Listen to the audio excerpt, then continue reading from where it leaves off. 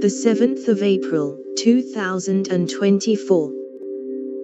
From polar bears to groundwater, nature is riddled with forever chemicals. They didn't exist a century ago, but today those forever chemicals contaminate the environment from groundwater to Antarctic snow to turtle eggs, and concern over their possible toxicity is growing.